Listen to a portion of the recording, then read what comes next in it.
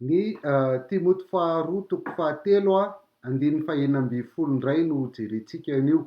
Timoty faharoa toko fahatelo andininy fahenina folo izay andiny soratra masina haitsika amin'ny akapobeany manao hoe izay soratra rehetra nomen'ny ny tsindrimandrin'Andriamanitra dia mahasoa koa ho fampianarana, ho fandresen-dahatra, ho fanitsiana izay diso, ho fitaizana amin'ny fahamarinana. Izay soratra rehetra nomen'ny tsindrimandrin'Andriamanitra. Inona moa zany ampazava azy tsara, apetraka azy tsara mihitsiny dia aleo jerentsika amin'ny teny nanoratan'i Paoly azy izy dia ohatr'izao ny ilazany azy amin'ny teny grika zany manao hoe pasagraphe theopneustos. Pasagraphe theopneustos.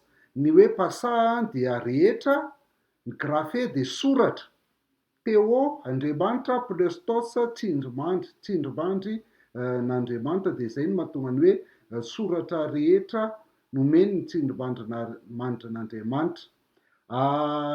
Tahaka ny amin'ny teny malagasy ihany moa ny teny grika dia tsy misy tsy milaza ny verbe être izy zany na hoe verbe être sous-entendu, dia azo apetraka foana io, mety zany hoe ny soratra rehetra dia nomen'ny ny tsindrimandrin'Andriamanitra, mety zany zay, na koa hoe ny soratra nomen'ny ny tsindrimandrin'Andriamanitra rehetra dia mety avokoa ny asiana an'le dia satria tsisy an'io dia io zany amin'ny teny nanoratan'ny Paoly azy. Ny graphe eto dia io no ilazany ny akamaroany ao amin'ny soratra masina, ny hoe andikan'ny hoe soratra masina, io graphe io na soratra, izay ilazana zany ny zavatra ao anaty Baiboly rehetra, izay teny rehetra voasoratra ao anaty Baiboly zany lazainy amin'io dia ozy izy hoe ireny voasoratra rehetrarehetra ireny ozy izy dia nomen'ny ny tsindrimandrin'Andriamanitra. Zany hoe zay le hoe theopneustos, zany hoe avy amin'ny inspiration an'Andriamanitra. Andriamanitra ny inspiré, Andriamanitra no nitarika, Andriamanitra no nampanoratra an'ireny mpanoratra rehetra tao anaty Baiboly ireny. Ary mahazava-dehibe an'ilay inspiration an'Andriamanitra zany dia tsy manery izy, tsy manao soratonona izy na manao dicté, fa miazona ny maizy azy an'ilay mpanoratra rehefa manoratra ilay mpanoratra, miazona ny zavatra iainan'ilay mpanoratra, kanefa kosa dia mitarika ny zavatra soratan'ilay mpanoratra iny ho amin'ny fahamarinana rehetra. Zay ny tsindrimandrin'Andriamanitra azy.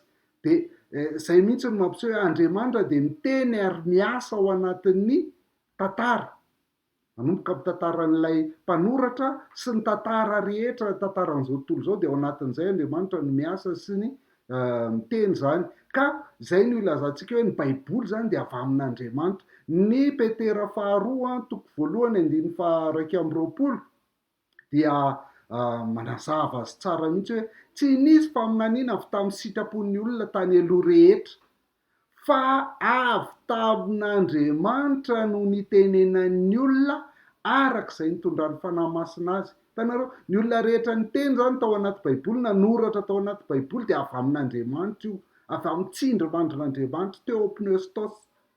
Ary ny fanahy masina no mitondra azy ho amin'ny fahamarinana zany ao anatin'izay, arak'izay nitondran'ny fanahy masina azy. Izay no mahatonga antsika miteny hoe ny Baiboly, ny soratra masina rehetra dia ny fanahy masina nanome an'io, noho izany tsy afaka hitentsika hoe nitarihan'ny fanahy masina nefa tsy araka ny soratra masina, na tsy avao amin'ny soratra masina, na tsy namakina nandinika soratra masina tsika, dia kamitsika mamaky Baiboly dia lazaintsika hoe tarihan'ny fanahy masina tsika. Fa ny fitarihan'ny fanahy masina dia tsy maintsy miainga avy amin'ny soratra masina, satria izy ihany nanao an'io, ary tsy maintsy mifanaraka amin'ny soratra masina. Atao inona Baiboly? Dia lazainy hoe mahasoa koa fampianarana. Ny zavatra rehetra izay ilainao fantatra, tianao tokony ho hainao momba ny fotom-pampianarana, ny finoana momba an'Andriamanitra, momba ny Jeso Kristy rehetra, dia ao anaty Baiboly no manazava antsika amin'izany. Ampy zany. Ho fandresen-dahatra. Ny Baiboly zany dia tsy natao hanohanana ny hevitrao, fa ny baiboly natao hitarika ny hevitra ao handresy lahatra anao. Zay no baiboly ameny ny aty anatin'ny fonao rehetra ka ny zavatra ataonao rehetra de miainga am'izay voalazan'ny soratra masina avokoa, satria izay ny maharesy lahatra anao. Tsy misy olona afaka anao zavatra tsy mifanaraka amin'ny fandresen-dahatra n'izany, de ny baiboly ihany no afaka mandresy lahatra atsika amin'ny zavatra ataontsika zany, de ny mifanaraka amin'ny sitrapon'Andriamanitra.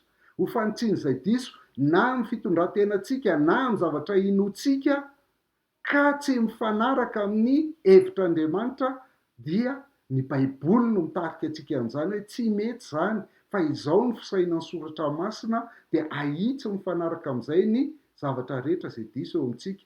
Ary ho fitaizana amin'ny fahamarinana, nandray tsika efa nahita ny marina ihany, fa rehefa tsy tena miorina ao anaty soratra masina tsika, fa voahenongelin'ny fisainana sy filôzofia isan-karazany manodidina sy fisainan'izao tontolo izao rehetra, de mety miala amin'io.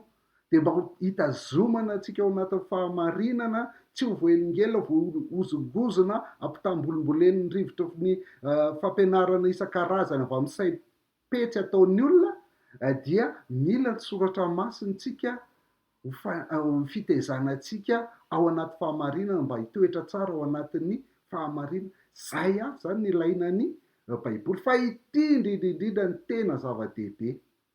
Ny 1:7.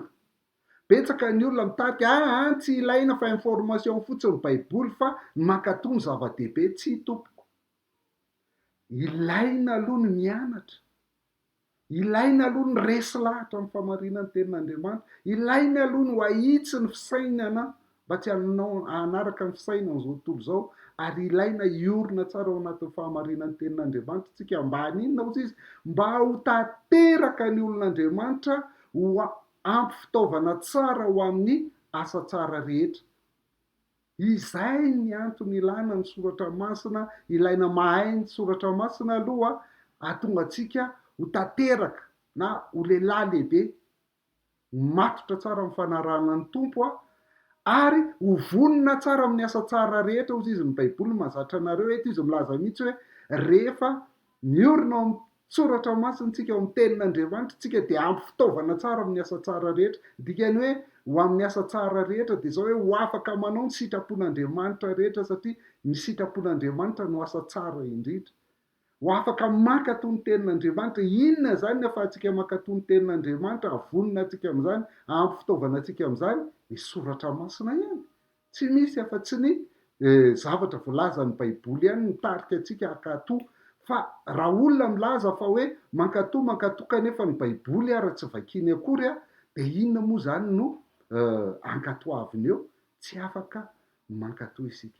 Ka zay zany no ilaina ny baiboly, satria ny baiboly dia avy amin'ny tsindrimandrin'Andriamanitra, avy amin'Andriamanitra, tenin'Andriamanitra, avy amin'ny fitarihan'ny fanahy masina ireo mpanoratra tao anatin'izany. Fa zao aza dinona ny manao j'aime ny pejitsika, ary raha ohatra kosa ka ao anaty YouTube ianao, de aza dinona ny manao j'aime, de avy eo misabone mba ahafahanao mahazo ny videoany gasemembe rehetra. Ary raha nahasoa anao ny fampianarana ka te hifandray aminay ianao, te hitafatafa aminay, te hanohana anay, dia aza misalasala mandefa SMS na miantso amin'ny 034 07 867 26.